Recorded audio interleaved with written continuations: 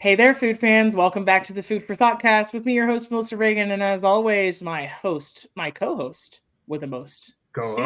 What's up, buddy? Co-host. Hola. Hola, hola. What's going on with you? Oh, I am a little lethargic right now from a heavy meal, Yes. and I'm happy, and I'm just winding down after a fun day. Yeah. Nice. Yeah. Nice. What did you eat today? So I found some leftover venison, or not leftover venison, but I found some venison cuts in my freezer, and I let them thaw out. And when you pull something out and you think, what in the world is this? I know it's not beef. So I'm gonna go on a limb and say it's venison, and I'm pretty sure it was because it tasted nice and gamey and it was good. Um, we seasoned that up with that Finch barbecue seasoning because you turned me on to that, and Mm-hmm. how dare you for turning me on to such a delicious, awesome, amazing. I have many more adjectives for it, but that seasoning is just awesome. It's So so yeah, it was good. kind of like a barbecue venison taco. Yeah, Nice. So how yeah. did you cook them? So did you like slow cook it or? No, I seasoned it and just pan fried that sucker. Nice. Yeah, and then Was just that the slice it most real amazing thin. thing that you ate this week? That would be the most amazing thing I had this week. Yes. What about Nice. you? What was the most amazing thing you had this week? Let's see. So I made what my family affectionately calls 7-can stew yesterday. Yum. And so in short, it's like 7 different canned items that you just plop into a pot, bring to a boil. But I actually did put the Finch Lone Star beef rub in there Haha. as seasoning. So I Any had that. excuse And we have to use it is just a good excuse. I also made a pan of cornbread. So I've talked before, on this podcast about how I'm not a vegan, but um, sometimes I'll just go that direction. But sometimes it's just convenient, right? Like I have vegan alternatives for every single baked good because sometimes I don't have eggs and milk or butter in the house, right? So it's like, okay, Oh well the yeah. backup plan is this, and it's delicious, It's delicious. I So, think it can a vegan cornbread does not sound bad at all to me. You can uh, still make it delicious. You can still make it moist and mhm, hearty and all that good stuff. mhm. And it's still gonna be good, you know?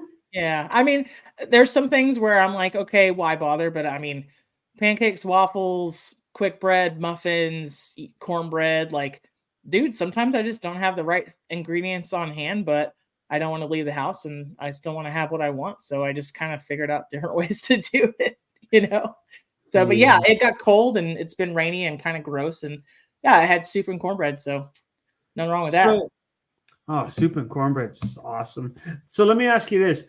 Could you do cornbread like a dessert? Yes.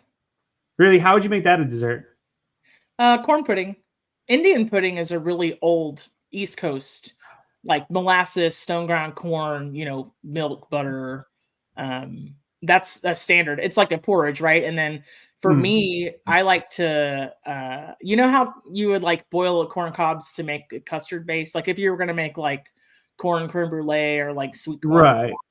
I would do that. And then I would just, I would probably separate the eggs, whip the whites into it, and kind of make a souffle type deal, but with You're like making cornmeal that still in it. very exquisite. It's felt so bougie. I was just talking about like, for example, the other day I saw someone do like a cornbread dessert on like I think it was Instagram, and they Mm. basically just made a good looking cornbread and put like frosting on it and stuff, and then like they drizzled it with honey. I mean, if okay, so that sounds amazing. I like my cornbread sweet. I know some people don't, but if I was gonna make like a dessert version, well, then I would just go way easy. I would just do half yellow cake batter, half cornbread batter. That actually sounds pretty good. So, We're gonna have to try that. cream corn maybe, and then, for the wet, and then, I don't know, candy pecans, maple syrup, it can go there. Ice cream on top, holy god. Okay, the podcast is over, I gotta go make it right now. Well, I So, guess that kind of ties into cornbread could kind of tie into today's discussion. No, what do you think? I think it Speaking can, of I which, think what is it our what? Oh, wait, can. what are we talking about today? Well, I was thinking about how January is a great time to start a new year, so it got me thinking about starters. starters and I see what you did appetizers there. and hors d'oeuvres. And yeah, so let's get into it. That's what we're talking about today. All the things you eat before the main course. A meal. Before the meal. It's the pre-meal. So That's true. indeed, indeed. What do you think of when you think of appetizers? I always think of handheld items that you could dip. I guess my mind is always Okay. like the chicken tender, the croquette, it's chips and dip, cheese stick. Very TGI Fridays if you say the word appetizer. What about you? I think of like dips Hmm. personally. I Like the think of spinach artichoke or dips. something. Yeah. And Yeah. like just loud restaurants in a good way. You know what I'm saying? Because Okay. if you go to like a cool restaurant, the BJ's Brew House, the Hofbrau, like all those cool like chains and whatnot. It's loud as can be. Everyone's talking, having a good old time. You order some appetizers, have a drink, and you just like enjoy it. That's what I think of when I think of appetizers. Is that weird, or is it just because I like to think of experiences? No, I don't think it's weird at all. I mean, food can inform our experiences, and then vice Yeah. versa, right? Like memories can inform our food taste, and so I think appetizer as a word conjures something specific. And then, what if I asked you about a starter? Does that change it? Mm, not really, because I think they're two the same. Like Hmm. I just think of them together. But do you know what the word appetizer means and where it came from? Yeah, it's something that stimulates the appetite, just to make everything more appetizing. Yeah, sure, that's what I was gonna say. Why not? Well, Stephen, what if I said first courses? What if you saw first courses on a menu subheading? Would you think, "Oh, well, I'm not in Kansas anymore," or what would you think? The connotation I would have would be okay, this one's gonna be small. Yeah, Whenever I see courses, I always expect like at least five. And so sure. I'm like, okay, they're all going to be small courses, but the first one's going to be like the smallest because I'm just wetting my beak, if you will, you Yeah, know? yeah. Yeah. All So right. that's what I think. So we talked about appetizer, starters, first courses. Like, what if you were talking about hors d'oeuvres? What do you think I the think difference is? handheld bite-sized stuff, Mm. where everyone comes across with a tray and then you just like grab and go, That's what I think. Yeah, so listeners in the business, we call those passed or butler passed hors d'oeuvres, right? You got some dude in a suit, napkin draped over the arm. It's one He or two says, bites. You're going to eat it standing, so right? what do you think of when you hear the word canapes? Canapes. So canapes, I always think of as something on bread, a carrier of some kind, right? Okay. Yeah. Crostini, potato pancake, blini, like teeny tiny, Yum. something on something else, but still one bite. Yum. Um, to me, a canape is like a tapa that has a college degree. It's just like so it's what I think of. I can't You help it. always have to be careful when you say tapas, though. Like Yes, if you say, yes, I know. yeah, you already know where I'm going with that. I used to have to really slow down and enunciate that because I would tell people I used to work at a tapas bar. Yeah, Tapas. I still remember the first time I told my friend we're gonna go to a tapas bar. It's gonna be really good. You're gonna have a good time.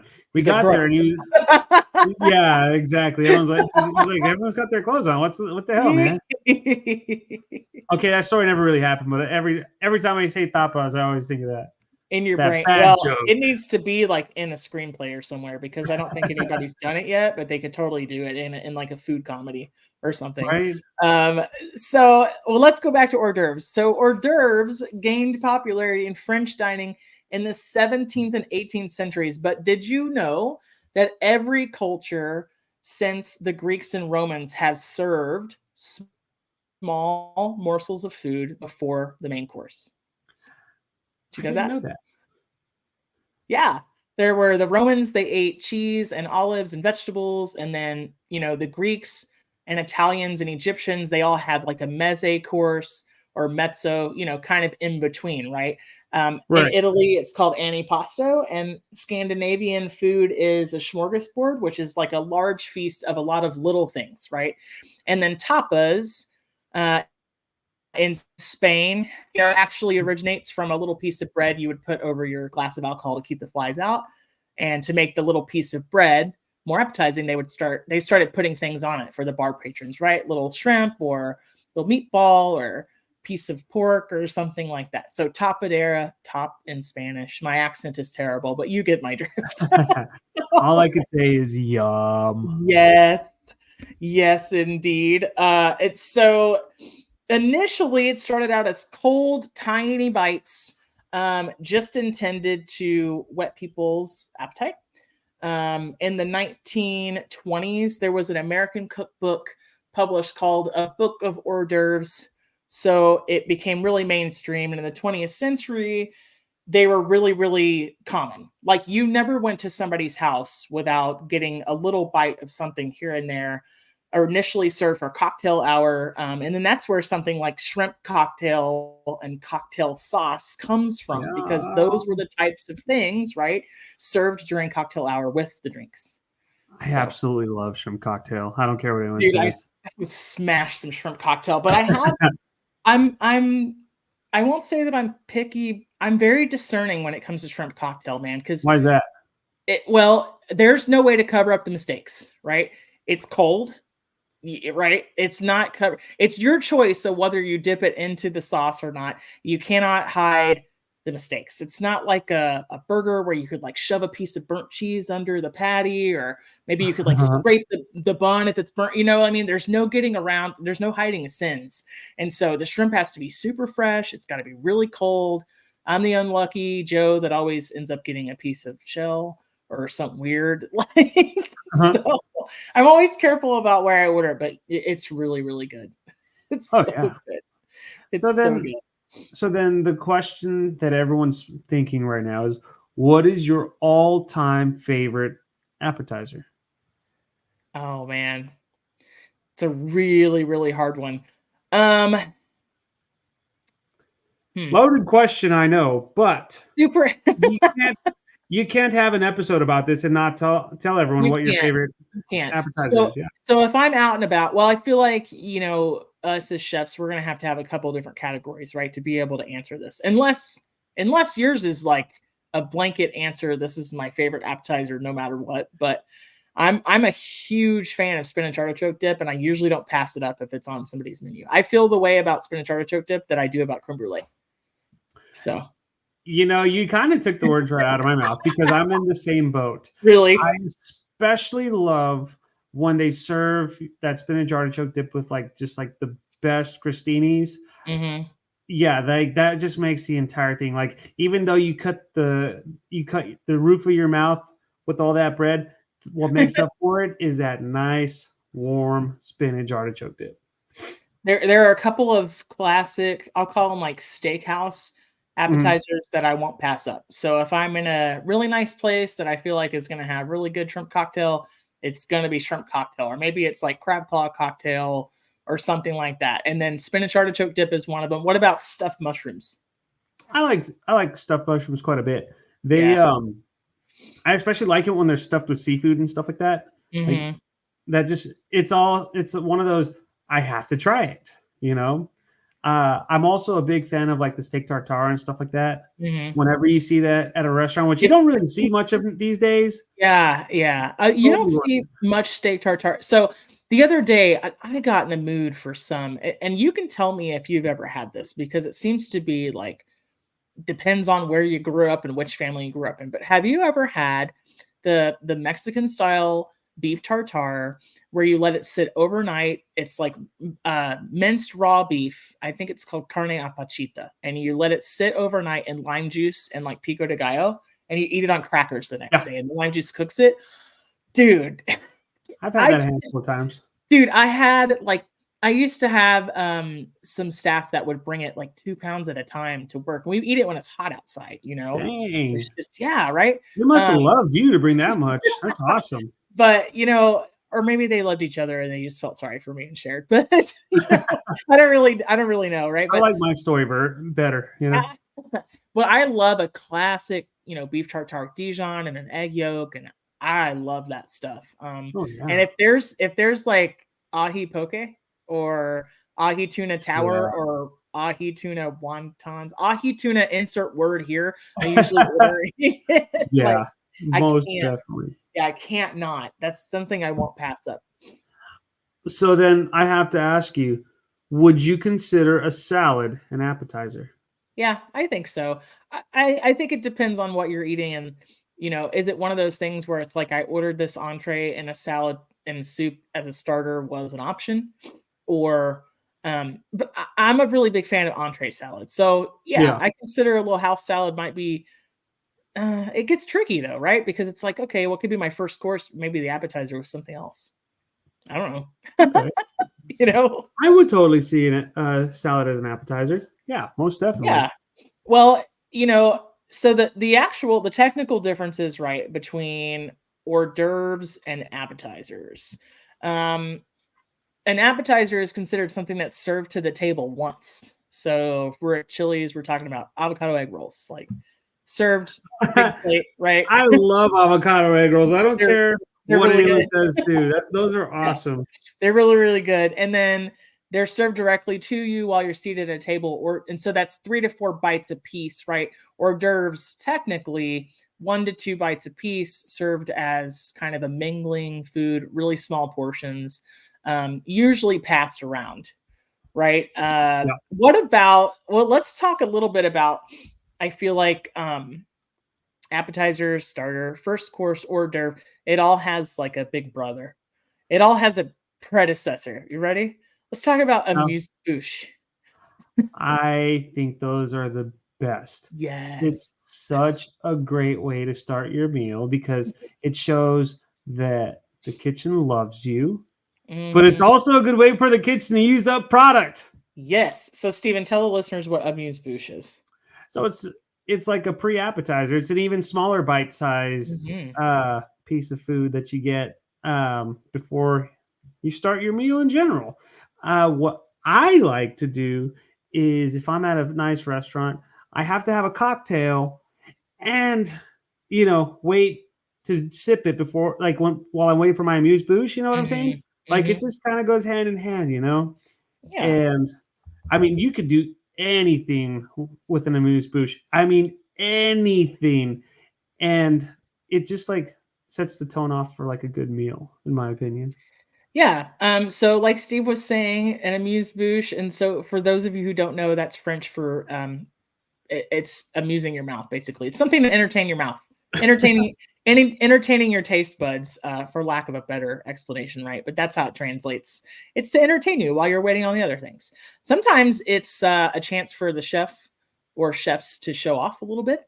Sometimes it's a chance for them to move product. And when we say that, it doesn't mean that it's always old or anything's wrong with it, right? Maybe you just ran a special and it didn't all sell, and now you can make little bite-sized portions of it. It's very, very strategic, and it comes in handy. And sometimes, honestly, like maybe it's a little preview of what your meal's going to be, right? Amuse bouche can be very last minute, or it can be like extremely thoughtful. It's a couple different ways you can approach it. So, I know that when I was in restaurants, uh, I always enjoyed coming up with the amuse bouche because it was not on the menu and it changed almost daily, and so it really got to let you show your creativity, like you were mhm, saying. So it mhm. was awesome. Like I've come up with some really awesome ones. I came up with a couple that were not the best, but you know what? They were still palatable, so it's all good. I had some absolute go-tos when it was like a Wednesday night. I'd be like, "Oh God, I have to come up with an amuse bouche again." And then I had some like really awesome ones that you know were kind of a once in a blue moon type deal. Um, but yeah, the amuse bouche is always a ton of fun. I think it's like a little present from the kitchen. And then when we're talking about hors d'oeuvres and canapes and things like that. What are some favorite past, hors d'oeuvres that you've encountered over the years? Do you have anything notable? I mean, the ones that I always happen to see whenever there's hors d'oeuvres is the crab cakes. Like the little mini crab Mhm. cakes, stuff like that. The meatballs, things like that. As far as canapes, I have seen a lot of like the I've seen like the steak tartare on the little crostini. That Yeah. one always says, okay, they love you just a little bit more versus like the shrimp or the crab cakes and stuff like that. Yeah. That's just my opinion. I Like I said, I've seen a lot of very traditional ones that you would think of. Whenever I do stuff like that, I always try to think outside the box and do something that no one's really going to think of. Yeah. Um, I mean, I'll do shooters. I'll do, just stuff that's vegan. I'll do stuff that Right. I'll try to come up with the most unique hors d'oeuvres and canapes, just for being different and weird sake. You know what I'm saying? Yeah, absolutely. I mean, I think there's a lot of things to play around with. There's definitely the classics, right? There's the Yeah. crostini with the meat, maybe a little bit of blue cheese, like onion marmalade type deal. You can Mhm. do steak with a little the bane of our existence, microgreen salad for no reason. Um, you think the shooters get really interesting. Like I always love the idea of like a ceviche shooter. So when we say shooters, it's exactly how it sounds. Everybody listening, and if you're watching on YouTube, thank you so much. But the shooter, Yeah. it's usually they can be glass or plastic. I like the plastic kind actually. You I can do buy too. many sleeves of, if you're a church people's, it kind of looks like a little communion cup, not gonna lie. So it's like a little plastic shot glass, and sometimes it has like ceviche. Sometimes you can do a little I shrimp love cocktail in there, I love the right? gazpacho shooters for some reason. I Yeah, And then I also yeah. like to add beer to those as well. I But if you're I doing love dry January, then it's just straight up gazpacho shooters. yeah. Then it's just gazpacho. Love gazpacho. Maybe you've like rimmed half of the cocktail shooter with a little salt or a little salt and sugar mix or salt and pepper. Be Yeah. really nice. Or you can put like a tiny, like a Persian cucumber coin or something that'll fit in the top of the cup. And then one of the things that's really fun all the time is like the tomato soup with like a little grilled cheese hat, a tiny little grilled cheese, right? I'm On top always of the afraid of shooter. doing like hot shooters Really? because then they get room temp. You know what I'm Yeah. saying? Yeah, you just have to it's kind of like a wing and a prayer, right? You have to pour them immediately, and you have to be like, Yeah. "Go, go, go, go, go," to the waiter, right? To the server, right? Yeah. So, If I those get get one complaint that it's room temp, I swear to God. Yeah. those get a little bit dicey. The fried items are always popular, right? So, plenty of events where there's been, like, the coconut shrimp, the tempura shrimp, right? The, mini Huh. quiche, fantastic hors d'oeuvre choice, right? Really easy to pass, really easy to eat, you know? Yeah. Pig in a What's the blanket. most unique one that you've ever done? Let's see. The most unique hors d'oeuvre I ever did was I did corn and crab three ways, but in the same dish.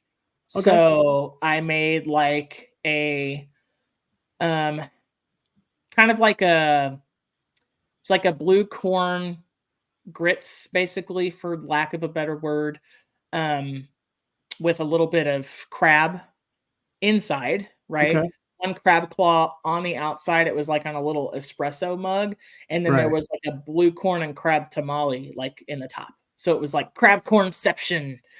People loved it because you could, like, sip it, you could dip the little, like, tamale, and then you could, Yeah. like, dip the crab claw, and it was a beautiful thing. It's a beautiful thing.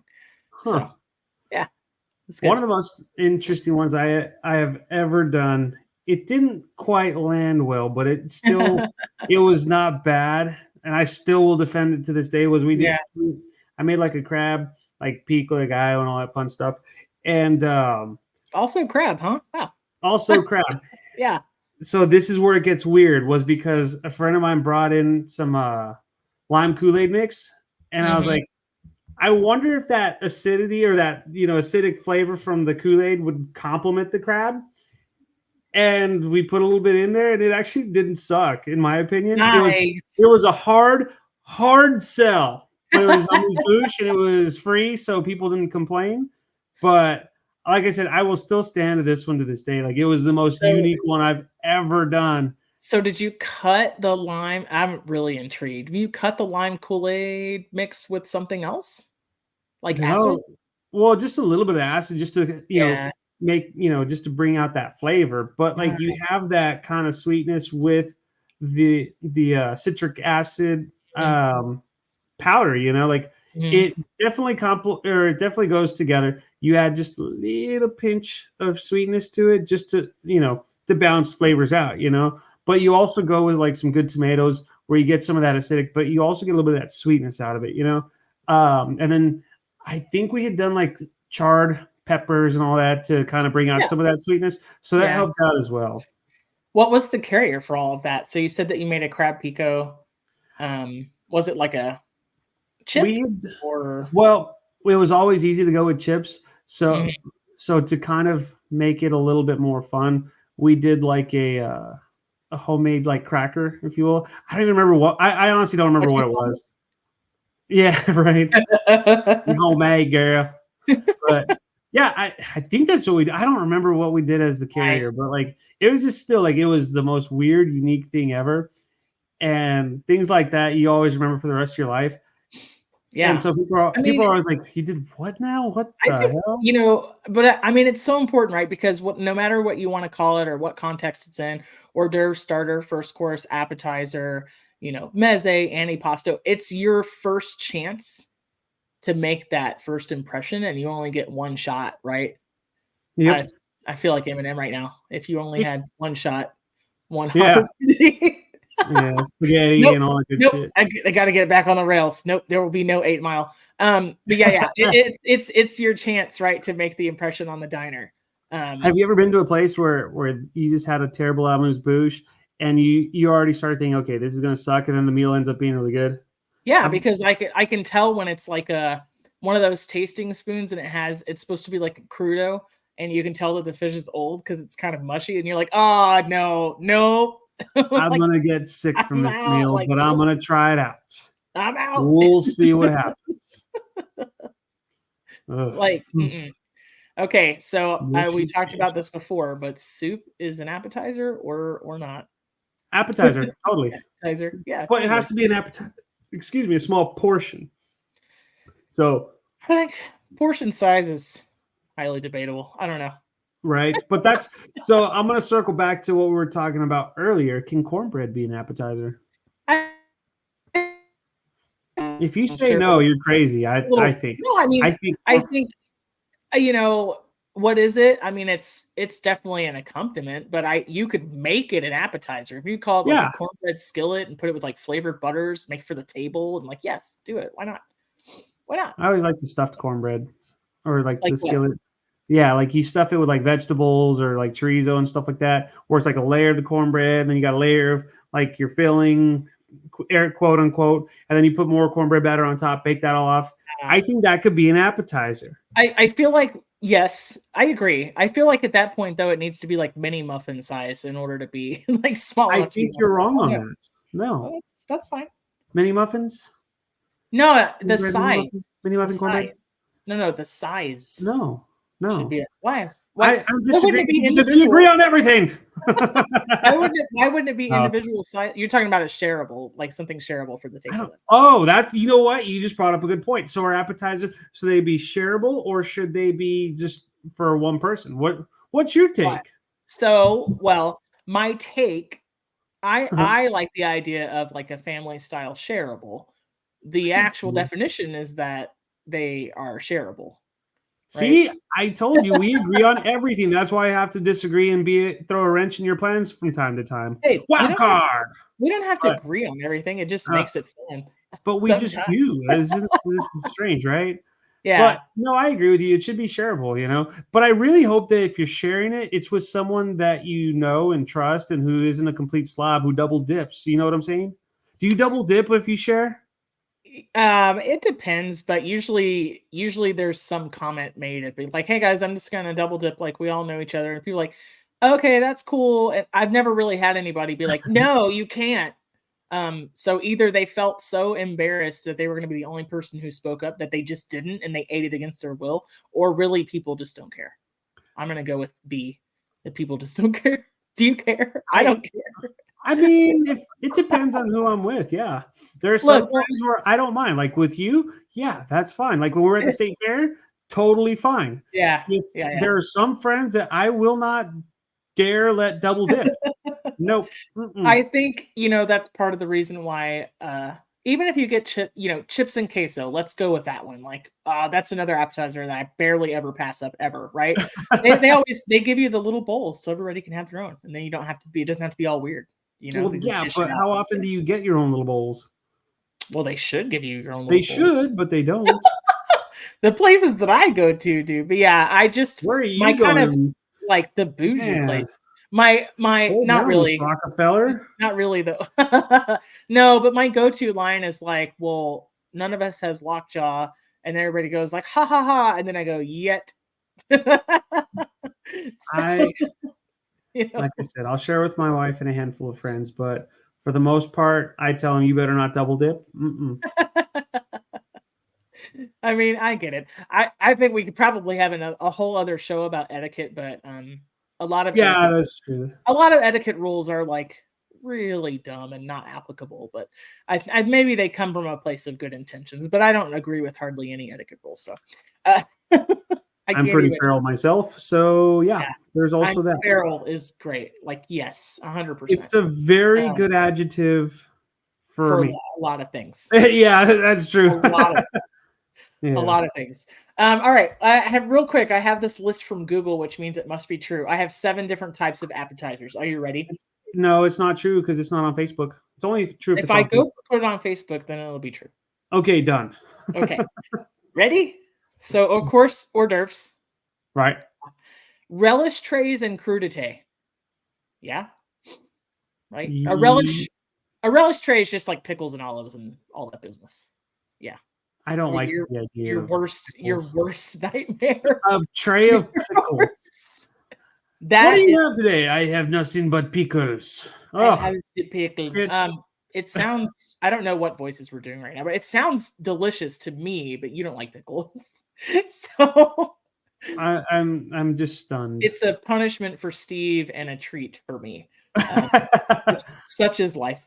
Uh, it's it's an event that I would not want to be a part of. right, exactly.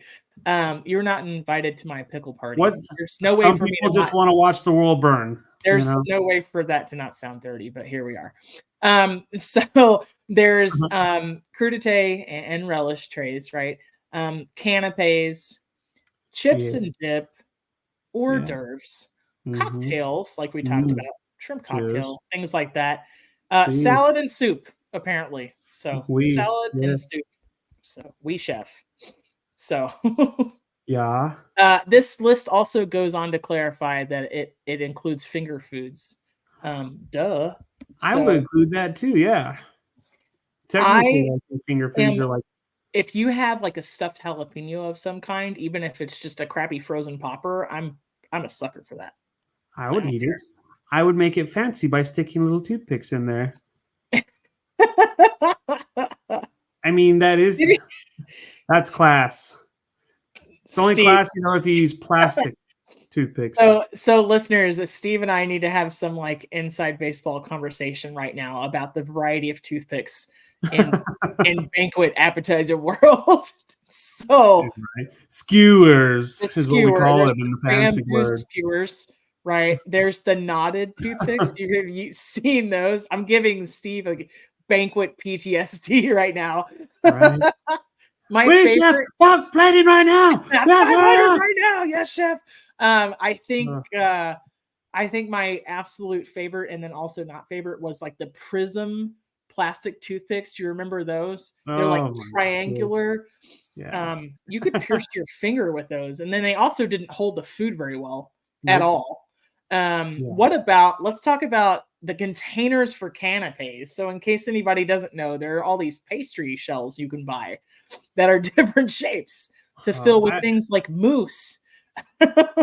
Like, remember that business? oh yeah, the salmon mousse and all that fun Mhm. stuff.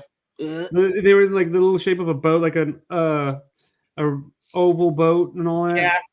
Yep, there were Yeah. the ovalines. There's a The barquette, memory which haunts is me. like, a little rectangle of pastry, and then there was, like, the clamshell shape, that you would put, like, seafood mousse in with, like, one tiny scallop, and a quarter ounce of microgreens, and then there was like there are all sort of things out there, vehicles, inedible and edible, for past appetizers. Just you would not believe if you've never seen it in person, it can be a little bit mind-boggling.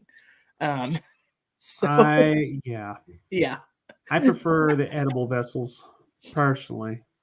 I like them too, and if you can make it out of something that's if you can make it right out of something that's edible, A, edible, and B, somehow appropriate for the dish that you're serving. So let's talk about like you can take a potato skin and make it really upscale by using a teeny tiny potato, and you scoop out the inside with like a Parisian scoop, and you make it its own little cup. You know, like yeah, something Or like you could refine it and make vodka. that. And your past appetizers will be ready in a year. I'm pretty sure you can distill I vodka have to pretty quick, distill you know? this. I have to distill Yeah, this. Um, goodness. yeah, I like to scoop out, little slices of carrot, or when you make your own cucumber cup, right? For Yeah, like tartar or something like that. Um, I kind of hate satay. I hate the idea of satay. I don't like yeah. it. I don't like it. You like satay? They're alright, yeah. It's not my go-to. It So, really isn't. so to all of our listeners out there, if you've been in the industry for any amount of time, you start to become immune to the novelty of certain things that make people go ooh and ah. Because once you've had to make 1,000 of something in an extreme time crunch in not great conditions with maybe less resources than you need and somebody yelling at you, then it loses all of its joy. So, Which is why just saying. we are all dead on the inside. Just saying. I have seen some really, really cool kind of like home hors d'oeuvre ideas floating around on Instagram and TikTok lately. One of them was, like the little pie shells or like tartlets that you can buy Yeah. like kilo or whatever. I Mhm. saw somebody put some dear friends of mine sent me a video, a reel, and it was somebody put tater tots in a mini muffin pan, baked them, and then smashed it down with a shot glass, so it made a potato tartlet crust. I was Hmm. like, oh, I need that in my life right now. I thought Yeah. I had no clue where you were going with that, but I kinda like it You're now. like, tater tots, danger. I don't know. I want tater tots. I Hell want yeah. potatoes to be a crust for something. That's what I want.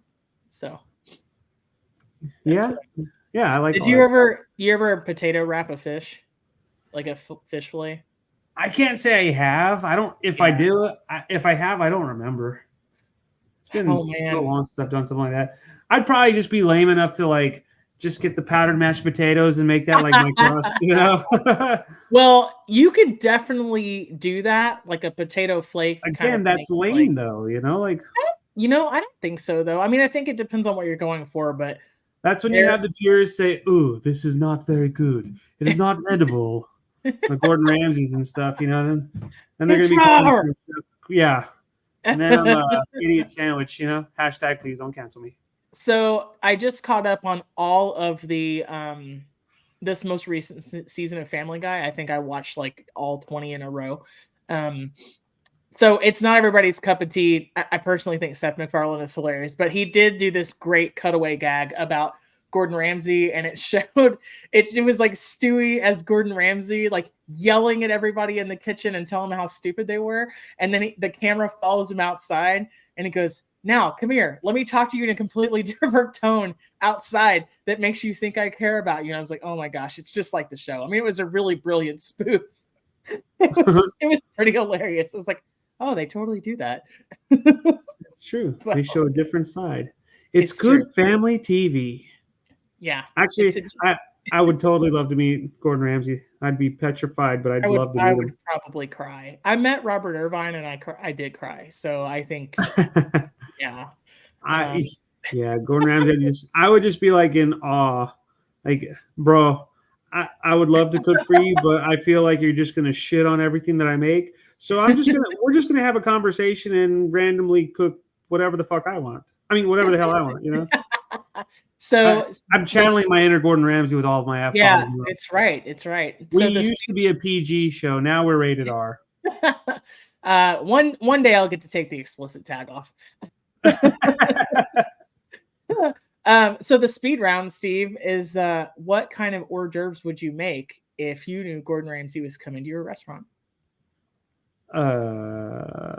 Okay, wait. I'm just gonna start shouting out random words or Yeah, random sure. things. I mean, sounds good. You're gonna use the Taco Bell approach. Do you want to get a whiteboard and some darts? The car, the girl, the girl, the car. The money. Let's see. If Gordon Ramsay ever came to my place and I had to entertain something for him to eat, I definitely am up on my own crab cakes. I am definitely up on my own Caesar salads. I am Mhm. definitely up on my own gazpacho. I am definitely up on my own crab salad. I would definitely make green eggs and ham. Yes, Sam, I am. I would do green eggs and ham. Uh Oh Man, man. that's a tough one. Somehow I think the novelty of putting green food coloring in eggs would be lost on Gordon Ramsay. I'm just going So out on a limb here. here's one that I've always wanted to do. So a couple years ago, right when COVID was starting to let up, I got Yeah. to go see Primus when they were doing their Mhm. tribute to Kings tour, and they were playing like an album of Rush. Mhm. I got the meet and greet. We were supposed to meet Primus, like, but it turned into like a big old Q&A. And so Sure. I told them, like I'm a chef. Like, what do chefs do stuff for you all the time? And they said the one thing they haven't had that was a success was pork soda after their album Pork Soda. Yeah. I am still to this day trying to figure out how to make a good pork soda, Like a beverage. an actual beverage. But if Gordon Ramsay came, I would totally try to do a pork soda. I like those two words together for some reason. And I would, if he gave me a hard time about it, I'd be like, Make my head Gordon, hurt, you Steven. need to listen to Primus. You're not cool. And then he'd Steven. probably laugh at me and then make it even better than I could. So Oh, Steven's making my head hurt. pork soda. Have you thought about how you would make it work though? No. I would probably have to get like some sort of like it would have to be like a bacon, like a candied bacon that you make Yeah. from scratch that Yep. you cured yourself and get with some sort of like cola essence and then do like one of those what the soda stream machines and Yeah. do it yourself. Like you'd have to do that. Well, I think maybe. So we got way off topic, but it could be like a really cool past shooter. Pork Welcome soda. to the way my mind works. Go down the rabbit Well, trail. I think And what were we talking about? Was it desserts, Thanksgiving? appetizers. I don't even remember anymore. Fast food. I mean, but I think that I think you could ferment your own soda. Like, you know how you can make root Oh, beer from sugar cane, or you can make ginger ale from a ginger bug. Like, you could ferment it, right? And it's kind of like making your own kombucha, but less complicated. And then I would want to drink the pork soda from a candied bacon straw that you made by wrapping the candy bacon around a dowel. I'm just okay. saying, oh, Either way, I just dude. wouldn't want Gordon Ramsay to call me an idiot sandwich. You If could he just ever introduce listens, yourself as one, and then he wouldn't have to do it.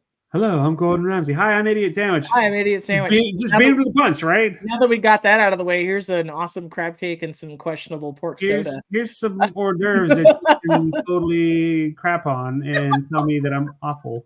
And I will take it, sir. Chef. So as a chef, how do you decide what kind of appetizers you're going to put before the meal? It honestly, it's all what kind of mood I'm in. Really? Yeah, I don't cook off of like facts or science or actual information. I just go with however I'm feeling. Well, I mean, cooking by feeling is a big part of it, but let's say you had a steak. Would you put a beef appetizer before a steak? Oh, if that's what you mean. No, I would definitely come up with some sort of like different appetizer. I would have some sort of like game bird. I would have some sort of awesome dip or I would have something that would definitely embody the idea of a beef entree or like the experience. You know what I'm saying? Mhm. It's weird how like every time I think of stuff like this, I think of like experiences. You know what I'm saying? And so yeah, you have some Yeah. sort of weird something different every single I course. I think, even though an appetizer was initially like I was reading earlier that during the Renaissance, doctors started to prescribe that people eat tiny morsels of food to get the digestive juices flowing, right? To help digestion, to stimulate the appetite. But then as far back as like the Athenians, they would serve all these small bits of food, but then they wouldn't follow it with a main course, and people just got mad at it and stopped doing it, which I think is hilarious. But I think even though it's supposed to be by design, right, to stimulate your appetite, and I think probably in the 40s and 50s, it became like something to do with your hands while you're drinking a cocktail.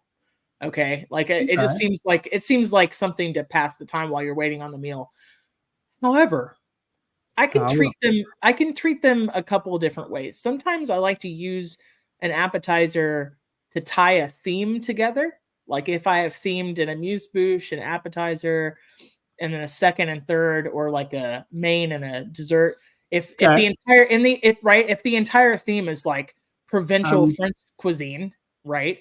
Then I'm gonna have something that has like thyme and butter and sherry and parsley and something like that, right? I'm gonna have a little aspect of each of the theme in each course, and then sometimes I use an appetizer as a palate cleanser, right? Would That's you where cold ever soup comes in, I was gonna say, would you ever do like, let's say, have you ever done like a dinner where someone said, we want every course to be pork, for example, have some sort of pork, or we want every, like a couple that. times. Yeah, exactly. I kind of like those because I then like it too. like it makes it just a little bit easier, but at the same time, it makes it harder because you're like, okay, well, I can't repeat myself with this. Well, it's how many ways can I do pork? It's definitely a fun challenge, and it can really like cause you to stretch kind of Would you what do pork right? soda? Pork soda. Oh, it's never gonna stop. Hashtag pork soda. Hashtag Yeah, please don't cancel us. Yeah. I don't know. Hashtag please don't those. cancel us. We're just here for the food. And also not pork soda. That is a long hashtag, by the way. If you guys in the Discord are playing the Don't Cancel Us drinking game, that's 4 now. Just so if you're keeping up. So we can make that. We can add on to that very easily, by the way. So I thought that was great. Thanks for everybody that reaches out, that the listeners that like to interact on social media. I appreciate it. That gave me a big laugh. We'll add on to that. Can an entree be an appetizer? I'm sorry, be an entree. Why? What am I thinking? Hashtag don't cancel me, right? Can an appetizer be an entree? Can you make a total meal out of an appetizer? I'm the absolute worst about ordering 2 or 3 appetizers and making it a meal. Is it blasphemous to say we're going to put it all on one plate? Can you do that? You mean like a sampler? Yeah. Like a poo-poo platter? Is it blasphemous? Hell no, it's genius. You think, let's say you went to a restaurant and you wanted to try like 3 different things, but you're like, I don't want the entire thing. I just want a little bit of everything. That's not blasphemous? I don't know if anybody's going to do that. Now, I have gotten I have charmed my way into getting some sampler experiences where there was no sampler on the menu before in my lifetime, but I kind of felt bad about doing it afterwards. So I think I've had people do that for me just because they know my background. So they're like, oh yeah, you got to try this. And I'll tell them flat out, I cannot eat that much. Like I would love to, but I don't want to waste that much food. Yeah. So I've had that happen. That was pretty rad. I mean, if you know somebody, or I think you can play the industry card. Just don't be a jerk, right? Like, you can play the card sometimes. I never, when I was in restaurants, I never played the, oh yeah, I'm a chef. Oh, I work in restaurants. No, man, that's the easiest way to get your food spit in, man. Well, we've talked about it before, but I don't like doing extra laundry, so I will quite often go out in my chef clothes, which I know that you have a problem with. But hashtag, I'm going to cancel you now. That's 5. No, that's not the same hashtag. All it usually gets me is an industry discount. By the way, thank you out there, everybody in my life ever who's given me an industry discount, or it gets me. It's a double-edged sword. It can get you the best service you've ever had, or the worst service you've ever had because they think you'll understand. I've only been to one restaurant in my life where I was like, I don't like this. Nope. This is horrible. Yeah. But the cocktails are out of this world. Yeah. That's where you kind of get yourself in a little bit of trouble there. So, but yes, I do think that you can put enough appetizers together to make a meal. Okay, So yeah. there's really no rules. I feel like I don't know. Maybe somebody out there, if you feel like there's rules about what order you have to eat food in and what it's I supposed to usually be start and with everything dessert. else. Yeah. And then I get my entree and then I get my appetizer. So when I get my amuse bouche, I'm puzzled as to what are you doing? I'm an adult, and if I want my creme brulee first, oh, can you imagine going to a restaurant? So what do you have for your appetizer? Yes, I'd like to start with the creme brulee, and then Well, now I just have to do it for shock value. That's how would you I like roll. any appetizers? Yes, bread pudding, Yes, please. the flourless chocolate torte. Thank you very much. And after that, I'll have a ribeye. Yeah, no kidding. I'll take my amuse bouche después. Thank you very much. That's Um, right. they would just be like, get out now. That's when you get the oh, you're so funny. I've never heard that before. Yeah, it's like when you eat the whole thing and then you go, I hated it. Oh yeah, there's. Oh, I didn't like this. This plate is completely empty. This was Bring another terrible. one. I Let me didn't see if like I it. like that one. Can you Oh. tell? Yes. The servers, they don't like dad jokes. Don't be that guy. Yeah, Don't be that guy. well, it's all in the delivery of the It dad joke. is. It is. And Don't since be I'm that. not a dad, I can't give a dad joke because I would probably bomb that one. I don't It think would you have just. to be a dad to tell a great dad joke. I feel like I would just blow it. I have You a know, pretty good dad joke. It's food related. Would you like to hear is it because you're pretty punny? it? I'm sort of punny. Ah, okay. Tell me. How do you keep Canadian bacon from curling up in the pan? How? You take away its brooms. I Stupid. thought it was. I had a feeling it was going to be something about curling, but I was like, It oh. was a food zing and a sports balling joke all in one. I was about to say, don't you just Um, put water in the pan and cover it up and let it? No. hey, he's like, put a Ah, press on top of it. Duh. I heard that duh, from stupid. my good friend Carlos over at Good Friends. Interestingly enough, so my Good favorite job, Carlos. appetizer there, right? Well, I've had everything on the menu backward, forward, upside down, and with an egg on it. However, one of my favorites there is besides the wings, which I feel like we can talk about that in a minute because they can be appetizer or meal. Mm, Bro, I love yeah, wings as an I freaking appetizer. love wings too. Like that's another episode, I think. A whole other episode in there. Yeah. Well, they make fried mac and cheese at this bar, but it's very, very clever because it's actually an arancini made with orzo, which is technically pasta. Super Right. smart. So the inside is like velvety smooth, Fat, cheesy, and they fry really, really pretty. see Very, very, cheese. very, very clever execution, and they're delicious. So, so Yeah. a little tongue in cheek there. Like this is mac and cheese, but it is an orzo arancini. Arancini is usually, for those of you who don't know, it's croquette. It's usually made with risotto. Right. Oh, So, dang. That just sounds good. arancinis. Arancinis. All right. Favorite thing to put on a crostini? Go. Crab. Crab. What kind of crab? Jumbo lump. Yeah, jumbo lump. And what else are you putting on there? So my go-to for you can ask all my friends that I worked in restaurants with. My go-to is always crab salad, warm crab salad dip with cream cheese and Yeah. shallots and yeah, all the basic. You know, Mm-hmm. Cool. You it have was in there funny. or no? The little Chinese lady that I worked with. Every Yeah. time we had leftovers, she would make like the best one rangoons out of that. So I would Yes. intentionally give people like the smallest amount and say, "All right, Miss Betty, make us some rangoons. Have at it." So, Uh, I think my favorite thing to put on a crostini is a sliced steak. You cannot go wrong. Kind of go down that road as like very classic. Like you can go red wine sauce ish, little sliced potato, shredded cabbage. It goes yeah. like any direction, right? You can go like bacon, onion, marmalade, blue cheese, or like blue cheese butter, red wine jus, or like the kind of the possibilities are endless. But I like to put a little spread on the crostini first, Okay, yeah. like cream It's almost cheese, like the glue, you or like know? cream cheese or scallion butter or cowboy butter or maitre d butter or something like that. you know Yeah, I so can see yeah, that. a I little can dig glue it. that keeps the things from sliding off. you know? Yeah. So I Blue really cheese like that. nice.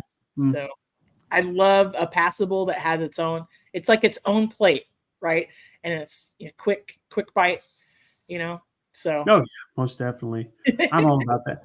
It let's see. I've always been a fan of like every now and then you come across a place and they'll do like some sort of like soup dumpling. You're Mhm. like, heck yeah, buddy. So I actually had, believe it or not, I was really late to the soup dumpling game.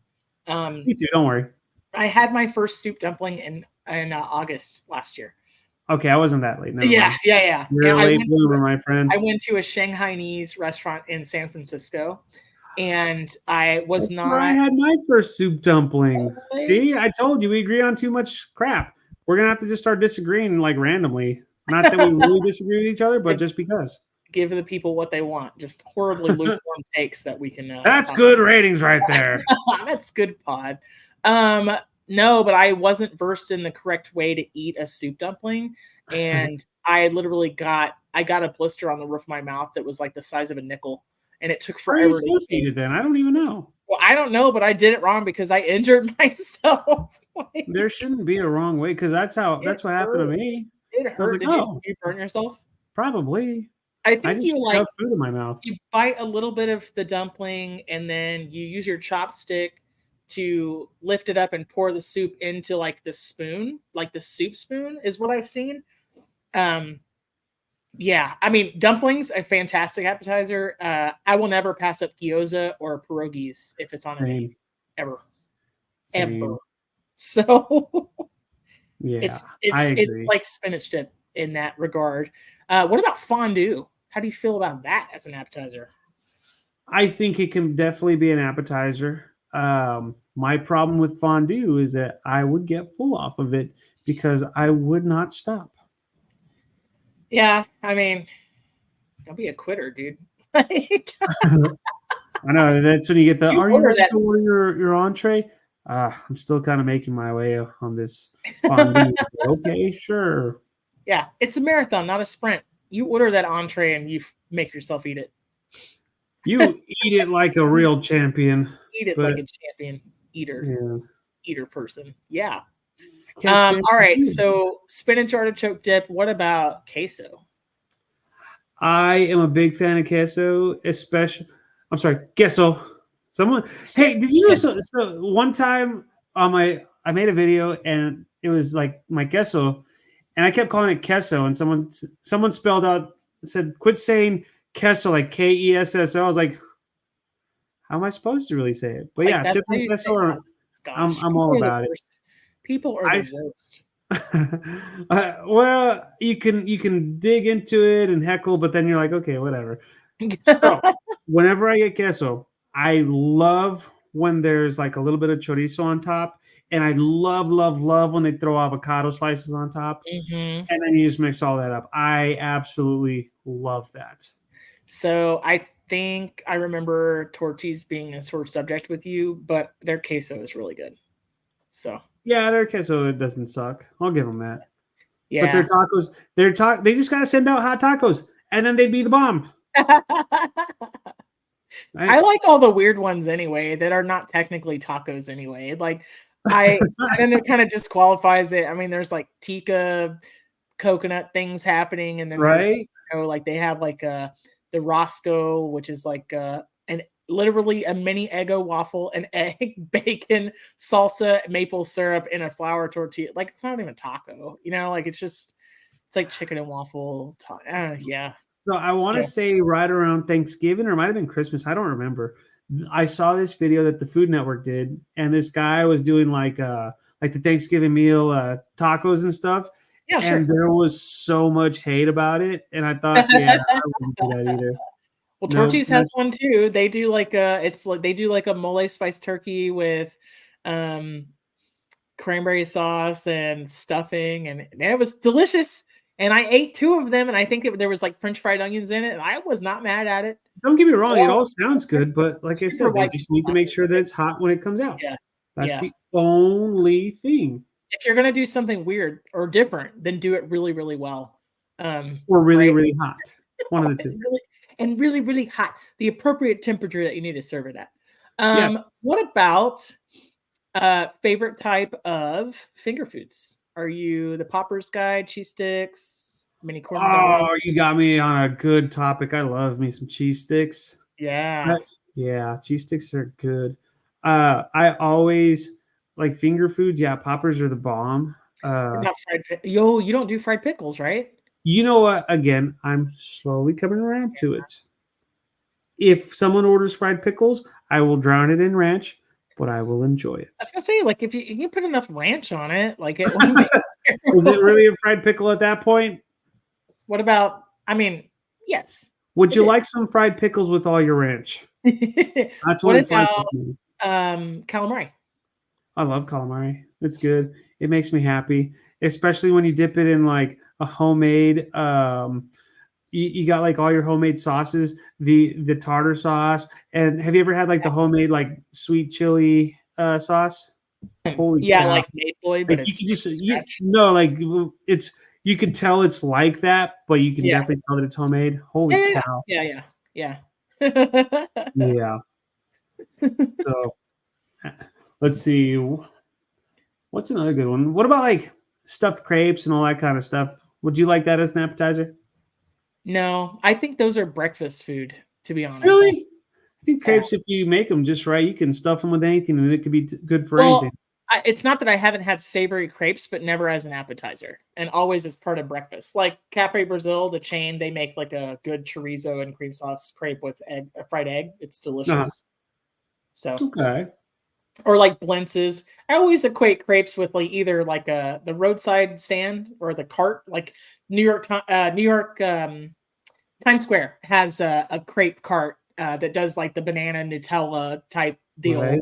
deal. But then you have crepes like hotel breakfast buffet, right? Like Yeah. crepes and blintzes. I never think of it as an appetizer, but that's interesting because I think more and more restaurants are starting to do breakfast appetizers, which is kind of odd to me, but I've seen it around here at least, right? Where it's like a sausage ball or a mini beignet or a mini cinnamon roll, and it's for the table to share. Um, yeah. Hmm. So I could dig it. it's weird. Totally. Usually my appetizer for breakfast is lots of black coffee, but Who? I'm being told more and more, especially recently, that doesn't count as a meal. Whatever, haters. Um, so I mean, I'd be about it. I'd be on board with it. Yeah, for sure. Why not? what about tapas? Any favorites? Um, let's see. I am always a fan. So back towards the end of my restaurant days, we had a chef from the Basque country, Mhm. and he would come up with like he loved like all the seafood, tapas and all that kind of stuff, and they Mhm. were always so good. Yeah. He would do all sorts of like sofritos and all that fun stuff. And so he turned me on to a lot of like that Spanish style, you know what I'm saying? Yeah. And he was cool. He was good about that, you know? I love that. I love the Spanish flavors. And so when Steven says sofrito, he means a cooking mixture. It's kind of similar to how the French will use mirepoix to start a dish, right? Onions, carrots, and celery. In Louisiana, the Holy Trinity: onions, bell pepper, celery, sometimes garlic. Sofrito is a little bit different. It is onions, garlic, and sometimes you can tell me, is it sometimes or all the time tomato?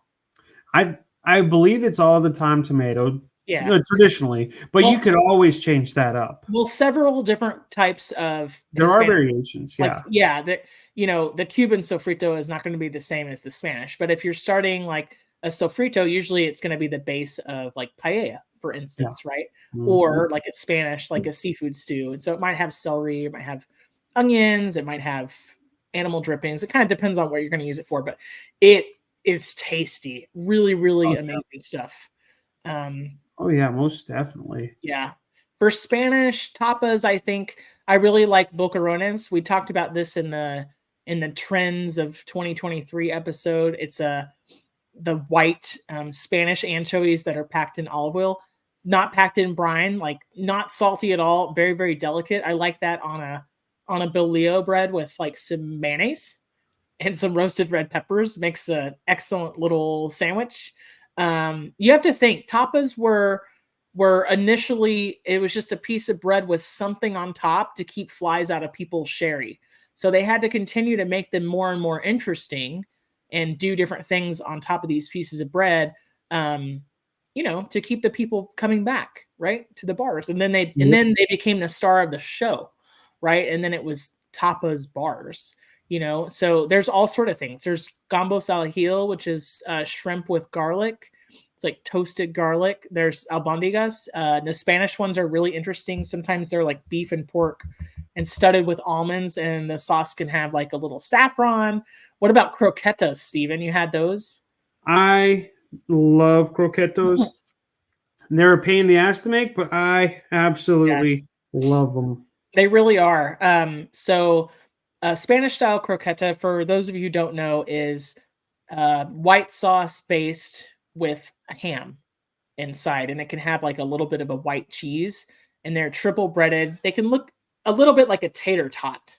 And then the croquettes that you would get like at a Cuban restaurant, not too much different. Now, my favorite croquette from the good old US of A, if you can call it that, would be the broccoli cheddar bites from Bennigan's. Rest in peace, Bennigan's.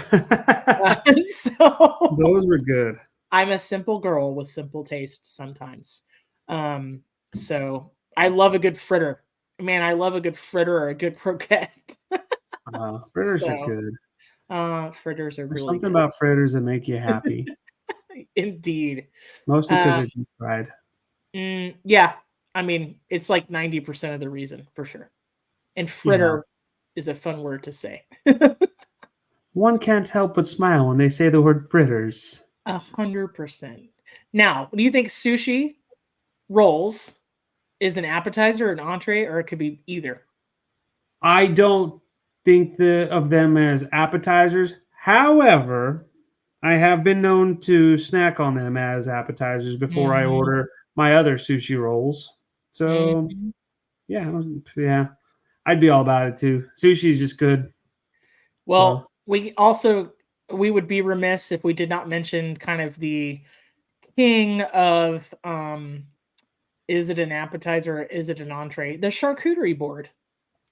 Charcuterie board. that's a feast in itself. Okay, let's just be real. It is the upscale lunchable. Exactly. It's a I think deconstructed lunchable.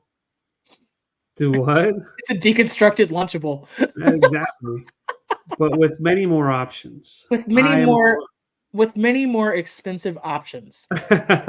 yeah. Mm, Anytime that you can have meats and cheeses and crackers, and then you could throw olives and all sorts of other stuff with it, yeah, sure. We're being fancier with our we're Lunchables. just getting bougie with the lunchables. We're Um, somewhat releasing our inner child. yeah, Or is right. this me? I don't know. I did love some lunchables though. I did I too. really My liked them favorite a was lot. like the little pizza ones growing up. There Now was he's eating now, cold. if you asked me if I would assemble a cold pizza now and eat it, I'd be like, "You're out of your mind." But it felt like a treat at the time because you remember that pizza Lunchable had like the off-brand can of Coke in it that was kind of weird that didn't taste like Coke, but it had like that can of Coke, or sometimes it had like a juice pouch. You remember that? Not in particular. So it No. kind of tasted like you let a Coke go flat and then you rebottled it. Like, and it was very, very syrupy. So very, very syrupy. True. Yeah. Hey. Appetizers are just the many reasons why we love food. And there's so many different ways that you can prepare them. And the best part about it is that it's a small portion. So if you have a couple, it's all right. You're Yeah. not being a complete glutton because then once you order your entree and then your desserts, that's when you become the glutton. That's right. And But no judgment because you do you, booze. You if there do is you. judgment, hashtag please don't cancel us. Please don't cancel us. Okay, there was number 5. No, Jonathan was it Heil. 5 or 6? After Jonather about Heil, 5, if you're playing the drinking game, go ahead. yeah, I was gonna say, yeah, after while you're playing the drinking game, that'll start to get some good little buzz going. Yeah, buddy. Yeah. Well, I have had a wonderful time talking about all the things that come first: starters, first courses, appetizers, hors d'oeuvres, canapes. What about you, Steve? I had a great time talking about anything but appetizers. I felt like we went down all these different Hey, that's holes okay. and tangents and whatnot, and I had a blast. Everything found its way back there, though. I feel like And circle everything was back. relevant. What are you going to be up to this week? Cooking anything special? I am actually going to go to Austin and San Antonio Nice. and go catch up with some friends and go check out some new places and then go check out some favorites back down in San Antonio. So, yeah, what about you? It's going to be life as per usual here. I'm sure I will hit my local spot maybe one night this week, and that's about it. I'll be eating soup and cornbread leftovers. And Yeah. I was smart, so I still have 4 tamales from Christmas in the freezer. So I'm sure those will get eaten this week too, one at a time, because they come in their own little, convenient package. But no, I don't have any. The next thing on the horizon for me is probably oxtails. I've been in the mood for oxtails, so I do need to pick some up. Yeah. so good. One does not simply do one tamal, though. You have to eat them all. No, That's not at it's once. debatable. Stop it. It's debatable, but you can't have just one. Oh, It's just one. It's like a They're Pringle. big, Once you Steven. start, the fun don't stop. They're really, really big. Fair enough. So yeah, Well, maybe 2, but the point is I'll get 2 meals out of it. So there you otherwise, go. the rest of the time I'll be at work, and it'll be 5 cups of coffee and an Oreo. That's how we're rolling. So All work and no tamales makes Melissa a dull girl. it makes Homer something crazy. Yeah. Yeah, the Simpsons references. I love it. Steve, where can people find you on the internet? Check me out on social media, Chef Steven Gonzalez on Facebook, Chef Stegons on Instagram, Twitter, and TikTok, or just go to chefstevengonzalez.com and heckle me about food. Yes, all the heckling, but mostly we just want 5-star reviews and fun interactions from listeners and viewers. You can find us at the Food for ThoughtCast on Facebook and Instagram. Still want those baking questions. Got lots of fun episodes coming up. Let us know if you have questions about cooking, about baking specifically. We're going to be talking about wings in the future. We're going to be talking about pasta in the future. Won't you just shout us out on social media and just let us know what you're cooking? That's all. That's where the conversation starts. What are you cooking, and how did it turn out? That's all that matters. So that's all that matters. I would like to say a special thank you to David Dollar and Jen Novotny over at the Main Street Electrical Podcast, your leading podcast for all things Disney, imagination, magic, and pop culture. They give our podcast a shout out quite frequently. And I am going to return the favor. If you're looking for a Disney podcast or fantastic travel agents for any travel needs you might have, please look up the Main Street Electrical Podcast on all the places you find the finer podcast, or Upon a Star Travel as well. So that is awesome. it is awesome. They're awesome, and they're big supporters of the show. So thank you guys so much. I hope everybody has a wonderful week. Dude, eat some appetizers, pass some canapes, order some hors d'oeuvres. Make stories out of it. And make stories, make memories, have food experiences. Yes. For Steve, I'm Melissa, and we gotta go. Bye. Ciao.